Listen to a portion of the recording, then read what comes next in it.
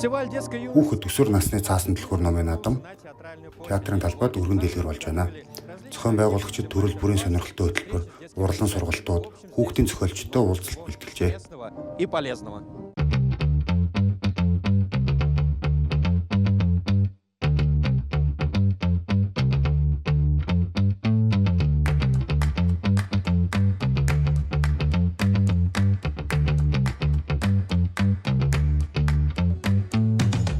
Москва, Санкт-Петербург, Новосибирск эрхүүгээс урилгаар ирсэн хүүхдийн зохиолчид хүүхэд насанд хүрэгчдэд зориулсан лекц мастер-классуудыг зохион байгуулж байна. Шударгаар хэлэхэд миний ажил хамгийн гоё нь гэж боддог. Учир нь бүх ном өөр. Харин та өөрөө зохиолч, зураач бол номыг эхнээс нь дуустал бүрэн бүтээж болно.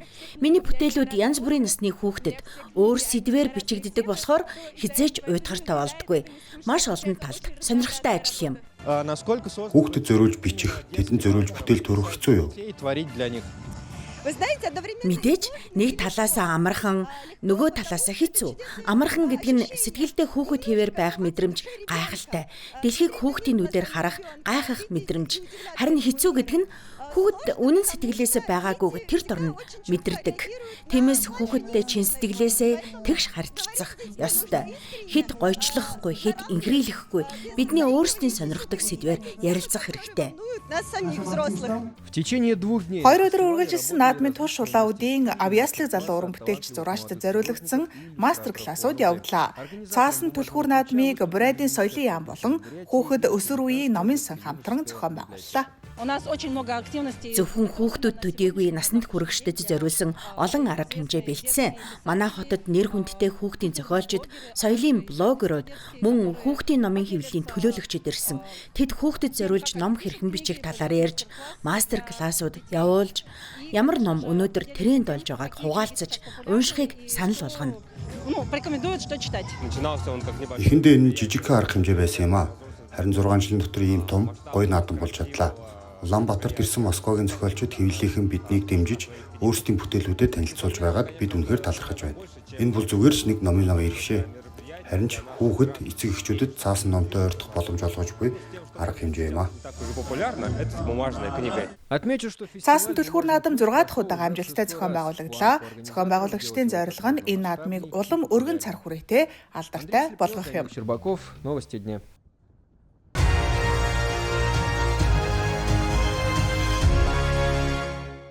Улаанбаатар хотын зүрхэн төвд 170 гаруй түүх соёлын дурсгалт барилга бий. Эдгээрийн дийлэнх нь EGC-гийн газарт байрлах өвөрмөц архитектур бүхий модон байшингууд бөгөөд өөрийн гэсэн эдрээтэй түүхийг агуулдаг. Харин энэ бүх барилга нь шин төслийн гол батрууд болон тодорч байна.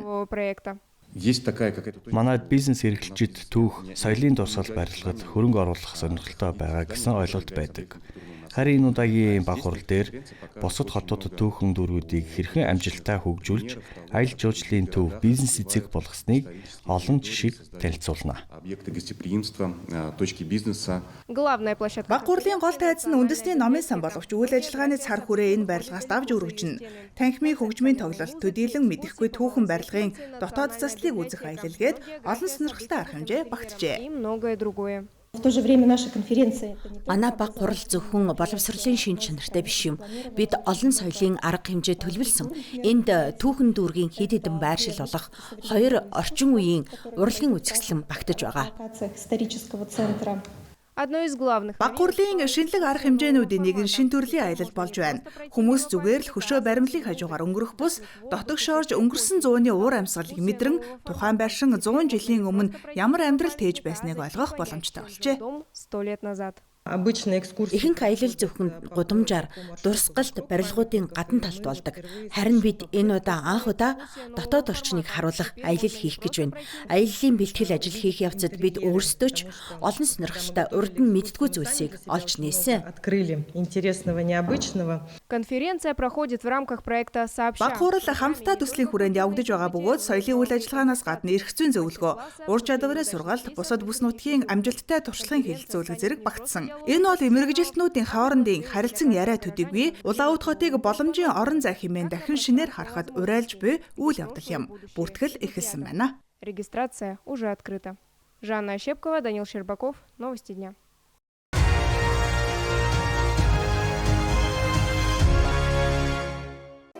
Они готовятся Бэлтгэл эхэлж бүгд догдолж байна. Жүжигчин Харука Ямада Алдар Болтановнаар Ирхүү хотод анх удаа ирж байгаа юм бишээ. Мэргэжлийн жинхэнэ уран бүтээлчид агуу хөгжмийн зохиолч Пётр Ильич Чайковскийн бүтээл игшгэлэх мөч бүрд сэтгэл төгшин ханддаг. Энэ бол дэлхийд даяар танигдсан нэрт балет. 5 10-ны турш Бурайдын Дөөр бүжгийн театрын гол уран бүтээлийн нэг байсаар ирсэн. Анх 1948 онд Тус театрын тайзнанд тавигдсан бөгөөд тэр цагаас хойш уран бүтээлчид түүнийг улам төгөлдржүүлэхээр чармаасаар ирсэн юм. его еще лучше. Балетад хоолой байдаггүй. Тиймээс би бүх сэтгэл хөдлөлөө царай биеэрээ илэрхийлэхийг хичээдэг. Хонт нуурд бүжиглэх нь төр нэрийн хэрэг. Энэ бол балетын мөнхий сонгодог бүтээл. Дэлхийд дэр хамгийн алдартай балет гэж хэлж болно. Зигфрид дүр бол маш сайн техник жүжиглэлт, өндөр түвшний гүйцэтгэлд шаарддаг. Иркутск один из любимых городов. Ирхүү хот бол Бурайдын уран бүтээлчдийн хамгийн дуртай хотуудын нэг. Энэ удаагийн айлчлалаар Ромео ба Жулиетта балетыг мөн толиулах бол Дөөрийн төрөлд Евгений Онегин болон Регалетта бүтээлүүдийг тус тус үзүүлнэ. Евгений Онегин и Регалетта. Манай уран бүтээлчдийг ирхүүчүүд хүлээж байсан. Уцтаж бүр миний хувийн дугаарлууч залгаж хизээ ирэх гэж байгааг асууж байсан. Тиймээс бид 1-р сарын сүүлээр тасалбарын худалдааг эхлүүлсэн. Бараг 1 сарын дотор бүх тасалбар бүрэн зарагдсан. Ирхүүгээс манай тоглолтыг зориод ирдэг үзэгч олон байдаг нь бидэнд их урам өгдөг. Мы знаем, что к нам приезжают из города Иркутск на наши спектакли. Манай балетийн хамт олон энэ удаагийн тоглолтын өмнө маш их сандарч хариуцлага мэдэж байсан. Учир нь ирхүүгийн үзэгчд маш нягхур балетийн урлагийг маш өндөр түвшинд үнэлдэг гэдгийг бид сайн мэднэ. Манай театрыг тэд хэдийн таньж хүлээн зөвшөөрсөн учраас энэ удаагийн айлчлал бидний хувьд онцгой.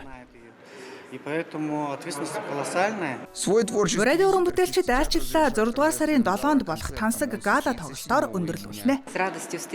Бид энэ уран бүтээлчдийг үргэлж баяртайгаар өгтөн авдаг. Тэд ирэх бүрд аншлаг болдог. Бүх тасалбар зарагддаг. Ирхүүгийн үзэгчдэд яг хэрэгтэй хүсдэг, сонгодог бүтээлүүдийг авчирдагт нь бид талархдаг.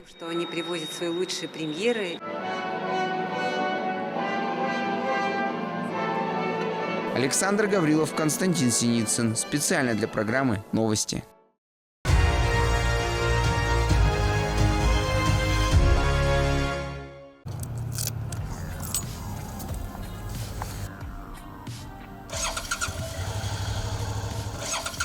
Он влюбился в мотоцикл. Тэрээр залуу наснасаа мотоцикл дурлжээ. Гэвч хувь заяа өөр замаар хөтөлж Сахаянжан амьдралынхаа ихэнхийг метроны салбар зориулсан юм. Тэрээр Өмнөд Солонгосын Пусан хотын тээврийн корпорацид цахилгаан механикийн инженерээр ажилласан туршлагатай нэгэн. Харин тэтгэврт гарсныхаа дараа дэлхийг үзэх мөрөөдлөө биелүүлэхээр Япон улсаар эхэлж аялсан бол одоо Орос орноор аялж байна.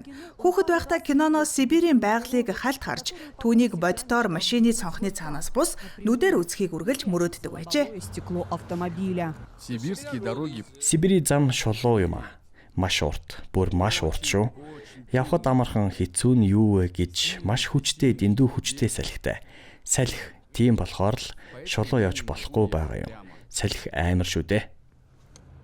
Ветер – это страшно. В пути господин Жангуй аяллахаа хүрээнд аль хэдийн 3 дахь сарыг үдэж байна. Владивосток, Хабаровск, Биробиджан, Читагаар дайраад одоо Улаауд, Монгол, Алтай, цаашлаад Новосибирск хүрэхээр төлөвлөжээ. Харих замдаа байгаль нураар дайрахаар бодож буй. Түүний энэхүү аяллыг хүүн жинхэнэ солиорол гэж нэрлсэн. Дээр нь манай зочин бараг орос хэл мэддэггүй. наш гость почти не говорит. Та хэдэн орос үг мэдхүү? 5 or 6. 1, 2, 3. 5 6 үг мэднэ. 1 2 3. Баярлаа, баяртаа. Ок. Окей. Но сложности Гэвч замд нь саад бэрхшээл тулгарчээ. Өвөр байгалийн хязгаарт ирээд Сахаянжан паспортоо орхисноос сандран ойлгожээ. в паспорта.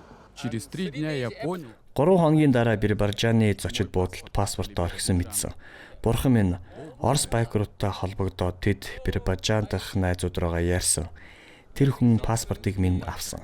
2 хоногийн өмнө том ачааны машины жолооч бичиг баримтыг нь авчирч ашгүй нэг юм өчигдөр паспортоо гартлаа.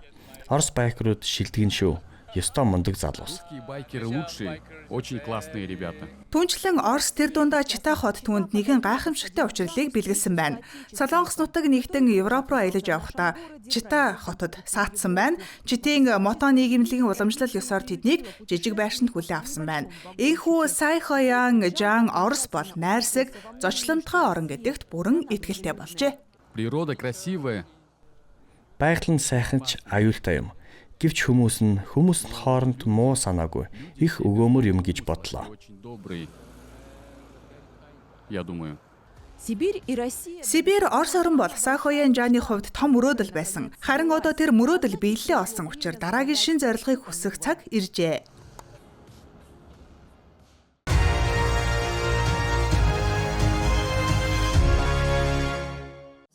Судьба Светланы Демидовой. Светлана Демидовагийн хувь тавилан бага наснд нь л тодорхой болсон юм. Түүний бага насаа өнгөрөөсөн газар бол ээжийнхэн дулаахан гэрэл гэгээтэй эмчи өрөө. Тэнд анх хүүхдүүдэд тусалж буй эмч хүний дүрд тоглон эмчилгээ хийж нааддаг байжээ. Харин өнөөдөр тэрээр ээжийнхээ мэрэгжлийг үргэлжлүүлэн 28 дахь жилдээ багчуудынхаа эрүүл мэндийг хамгаалж эмчлэх үйлсэд амьдралаа зориулсаар байна. Тэр энэ сонголтондоо огтхон ч харамсаж байгаагүй. Не пожалев о своем выборе. Манайх ойр ойрхон жижүүрт гардаг. 2 хоноод л нэг гарна. Хаяа нэг 3 хоноод ганц гарна. Эмч болгоныгоо бодож ээлж бүрийг хүүхдийн эмчтэй байлгахыг хичээдэг дээ. 28 жилийн турш уу? 28 жилийн турш. Шантарч байсангүй юу? Үгүй ээ, яалаа гэжтэй. Тэгж шантраад байдаг мэрэгжил биш шүү дээ. Их хвчлэн эцэг эхчүүдтэй нь ажиллаж байгаач хүүхдүүдийг хараад л нас нэмэгдэх шиг болдгийм. Энд чинь аз жаргал байхгүй юу? Судьба, казалось бы, готовила. Демидовын гэр бүлд дараагийн үеийн эмч төрхөн дамжиггүй мэт санагдаж байв. Светлана ээжийнхээ адил хөвгүүдээ ажилд дагуулж авч эмнэлгийн орчныг мэдрүүлдэг байжээ. Гэвч хөвгүүд нь өөр зам сонгосон байна. Мальчишки выбрали другие пути.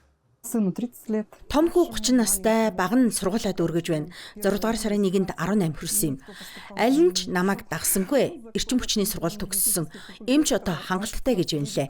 Ээж минь эмч, би эмч, баг хүч, спорт хөөн гэсэн. Спорт пойдет, сказал. Хамгийн үнцэнтэй зүйл бол аврагдсан хүүхдийн ам гэдгийг Светлана нуулгүй ярьдаг. 3.1 туршид тэрээр олон зуун хүүхдийн амийг аварчээ. Гэсэн ч түүний нүдэнд гониг хурсан хэвээр амь насны төлөө өрнөх тэмцэлтэй яаралтай дуудлага одоож тасардаггүй. Попадаем тоже на все. Антипихада ахуйн дэлбэрэлт болсон. Өндрөөс унах тохиолдол гарсан. Зам тээврийн ослын дуудлагад ч явдаг. Жишээ нь нэг хүүхэд 4-р давхраас унсан. Нэг настай хүүхэд асфальтан дээр унаж хүнд гэмтэл авч авлын тархины ноцтой гэмтэлтэй байсан. Гэсэн ч амьд үлдсэн. Бид очиж тусалсан. Хэдий хөгжлийн бэрхшээлтэй болсон ч өөрөө алхахдаг, юм харж чаддаг. Амьд шүү. Үнэхээр баяртай мөч байсан. Тэгэлгүй яах вэ? Хүлээдгүй хүн гэж байдаг юм уу? Гэхдээ би тэтгэвртэй гарахгүй. Үргэлжлүүлнэ. Юуны төлөө амьдрах болж байна. Светлана Демидовагийн амьдрал идэвхтэй бараг амралтгүй өнгөрдөг. Шөнө ээлжтэй өдрүүдийн дундуурч тэр өглөө бүр түргэн тусламжийн газраар орж багийн ажлыг шалгаж хяналт тавьдаг. Харин үдээс хойш хайртай зүслэн руугаа очиж бие сэтгэлээ амраадаг.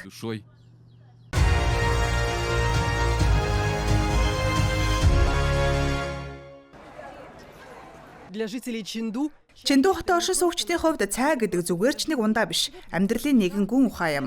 Цайгаа яаралгүй яриа хөрөө дунд шимэн хүртэн. Гудамжны уулзуур ногоон байгууламж бүхий парк болгонд тухтай цайны мухалгууд байрлах бөгөөд энэ удаагийн наадамд яг тийм нэгэн цайны газрын жишээг танилцууллаа. Сычуан мужид цайг урт хошуутай данхнаас хийж үйлчлэх уламжлал 100 жилийн өмнө үүсжээ. Мэргэжлийн маструудын уран хөдөлгөөн нь бараг бүжиг мэд үзэсгэлэнтэй ч цаанаа тун практик ач холбогдолтой. Чиндүүгийн оршин суугчид цайг онцгойлон үздэг. Ихэвчлэн ногоон эсвэл цэцэгт цайг хэрэглэдэг бөгөөд хамгийн зөөлөн илүү нахиагаар бэлтгэдэг. Урт хушуутай уламжлалт данх зөвхөн гоё л биш. Халуун улс урт хушуугаар урсах явцдаа 80 хэм хүртэл хүрдэг нь энэ төрлийн цайнд яг тохирсон халуун байдгийн. Ганц л буруу хөдөлгөөн хийвэл усаас гарах эрсдэлтэй. Урт хошуутай данхыг эзэмших нь илд барьж байгаа мэт гоёмсог харагддаг ч үнэн хэрэгтээ туйлын нарийн итгэлтэй гарын ажиллагаа шаарддаг. Цай чанах нь энгийн ажил мэт боловч орчин үед бүр өндөр технологитой хослон хөгжиж байна. Наадмын энэ бууланд робот цай чанагч ажиллаж байлаа. Усыг буцалгах, цай хандлах, аяглах зэрэг бүх үйл явцыг хянаж онц наривчлалтай гүйцэтгэнэ. Этот робот Энэ робот алдартай цандлууны бэлгийн цайг 17 үе мастрыг аргаас сурсан. Одоогоор цайг аялах хурд бага зэрэг удаан байгаж технологи маш хурцтай хөгжиж байна. Хамгийн гол нь энэ зүйл залуусыг сонирхыг татаж соёлын үеийг хадгалж үлдэх чухал хувь нэмэр болж байгаа. Бидний зорилго бол ухаалаг цайны ордон байгуулах. Үүнд зөвхөн цай чанах роботууд биш, амьд биеийг мэдрэмж төрүүлдэг интерактив роботууд зочдыг ухтаж авна. Бид хүний сэтгэл хөдлөлийг ойлгож, хамтран орших чадвартай, эмоц илэрхийлдэг, инээж бүр үйлч чаддаг панда роботуудыг хөгжүүлж байна. Мөн бид бус соёлыг өгүүлэх 3D голограмм инсталляцууд тус ордонд байрлана. Зочид уламжлалт хятадын барай заслын хөдөлгөөнийг дуурайлгасан массажны сандал тухлан сууж, гараар хийсэн халуун цайны амтыг мэдрэхин зэрэгцээ уламжлал ба инновац хосолсон ирээдүйн цайны соёлын тухай шинэ ойлголтыг авч байна.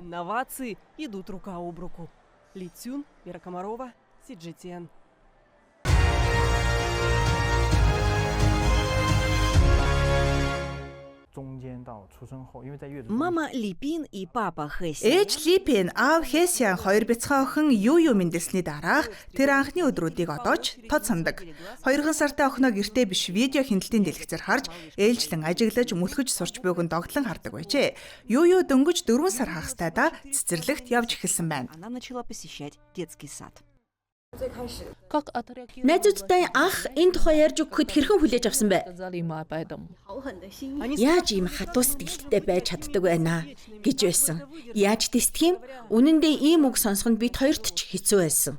Этот детский сад в Китае. Чиндүү хотын энэхүү цэцэрлэгт 100 орчим хүүхэд хүмүүжиж байна. Хамгийн том нь 3-аас ч хүрээгүй. Энэ бол хятадд хүүхэд харах, асран хүмүүжүүлэх үйлчилгээний чанарыг сайжруулах эхний алхмуудын нэг юм. Хуучин цагт хүүхдийн гол төлөв эмээ өвөө нь харж өсгдөг байв. Учир нь эцэг их нь ажилдаа явдаг байсан. Уходили на работу. Бидний хувьд манай эцэг их дахин нэг хүүхэд асрах гэж амьдралаа зориулж энерги шавхаж ёсгүй гэж бодсон. Тэд одоо өөрийн амьдралаар амьдарч, амарч, аялаж, дуртай зүйлээ хийх хэрэгтэй. заниматься любимым делом. Для Липин и Липин Хэсян нарын хувьд хүүхдэд цэцэрлэгт өгөх шийдвэр бол ухамсартай сонголт байв. Тэд өдөр тутмын дэг журам мэрэгжлийн хүмүүжүүлэгчдийн асаргаа охиных нь тогтвортой хөгжил тустай гэж үздэг. Охиноо төрсний дараа гэртээ харахад би өөрөө их орой сэрдэг учраас тэр их орой сэрдэг байсан. Гэртээ хүүхэдтэй байх үед хүүхдийн хуваар ээжийнхтэй ижилхэн болчихдог. Харин одоо тэр цэцэрлэгт явах болсноор бид тэрнийг өглөө эрт хүргэдэг. Цэцэрлэгт очиж тоглохыг хүсдэг. Ингэснээр охины минь өдөр тутмын хуваар хурдан өөрчлөгдсөн. Одоо тэр эрт унтаж, эрт босдог болсон. Орчин үеийн эцэг эхчүүд тэгээс 3 насны хүүхдийн эрт боловсролын ач холбогдлыг үнэлэх болсон. Энэ нас бол тархины хөгжил, хувь хүний суурь бэлтгэхэд хамгийн чухал үе юм. Чанартай цэцэрлэг хүүхдийн хөгжлийг дэмжих бат бөх суурь болж чадна. поддержку развития ребенка. Однако так Гэвч энэ арга барил хятадд өнөөхөр түгээмэл биш. Хөгжингүй орнуудад хүүхдийн 60% нь яасал цэцэрлэгт явдаг бол хятадд энэ үзүүлэлт ердөө 7% тай. Үүний нэг шалтгаан бол эцэг эхчүүдийн итгэлийн асуудал юм. проблем доверия семей садикам. Ялангуяа яслын бүлгийн хувьд маш хэцүү. Хүүхдүүд нялгах, эцэг эхтэй итгэлцлийг эхнээс нь маш зөөлөн аажмаар бий болгох шаардлагатай. Бид ээжүүдэд хүүхдэд цэцэрлэгт өгсөн ч хайраас нь хөндөрөхгүй гэдгийг мэдрүүлэхийг хүсдэг. Харин ч эсрэгээр хүүхэд өөртөө жацуу найз нөхдийн болоод багш, асрагч нарын халамжийг нэмж авч чаддаг. Второй серьезный За нөгөө талаас энэ үйлчилгээний үн өртөгч мөн нэгэн төрлийн саад болдог. Ийм хувийн цэцэрлэгүүд мэрэгжлийн боловсон хүчин цөөн хүүхэдтэй бүлэг анхаарал халамжийн өндөр түвшин санал болгодог. Харин хорооны төвшний хямд өртөгтэй сонголтууд ч мөн адил эцэг эхээс тогтмол зардал шаардна. Энэ нь олон айлд боломжгүй зүйл. Тиймээс засгийн газар үүнийг шийдвэрлэхээр ажиллаж байна. 2019 оноос Хятад улс үндэсний бодлогын хүрээнд цэцэрлэгийн системийг өргөжүүлж, татаас олгож лицензийн шаардлагыг хөнгөвчлжээ. требования к лицензированию. Энэ бол манай улсын хүн амын бодлогын хамгийн чухал хэсэг. Учир нь төрөлтийн төвшин нь эдийн засгийн өсөөлд хүн амын бүтцэд шууд нөлөө үзүүлдэг. Хэрэв бид цэцэрлэгийг илүү хүртээмжтэй болговол гэр бүлүүд хүүхэдтэй болох сонирхлоо сэргээж хүүхэд өсөхтэй холбоотой дарамтыг бууруулах боломжтой. Тиймээс энэ ажлын ач холбогдол асар өндөр. Время родительских обязанностей. Вот почему эта работа так важна. Нужно понимать, что не... Хүүхэд хүмүүжүүлэх төгс арга гэж үгүй. Зарим судалгаагаар хүүхдийн эрт эцэг эхээсээ салсан байдал сэтгэл зүйн түгшүүр үүсгэж болзошгүй гэж үздэг. Яасэл бол эмээ өвөд хит ачаал өгөхгүй тулд мөн эцэг эхэд орлого олох боломж олгох нэг төрлийн шийдэл юм. Тиймээс орчин үеийн нийгэм цэцэрлэг бол зайлшгүй байх ёстой сонголт гэж ээж Липин үздэг. Ээж хүн гэдэг зүгээр нэг үүрэг биш. Энэ бол хувь хүн. Эмэгтэй хүн бүрт амьдрах, ажиллах эрх бий. Бид охиноо цэцэрлэгээс авахдаа тэрэнд бүх анхаарлаа хандуулдаг, үргэлж хамт байдаг. Үнэн дээр амьдрал, ажлын тэнцвэрийг хадгалах боломжтой байгаа нь маш сайхан хэрэг гэж би боддог доо. Алиса Косюк, Тао Юань, Сижитян.